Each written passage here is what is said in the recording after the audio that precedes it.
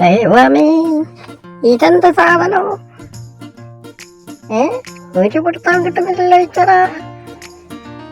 എന്തോ എന്നാലും ഇതെന്തായിരിക്കും? കുരിപ്പ് വന്ന് അയ്യോ ചുട്ടിപ്പറിച്ച് അപ്പോഴേക്ക് ഇവിടെ ഇവിടുന്ന് വന്നു. താഴോട്ട് പോയി.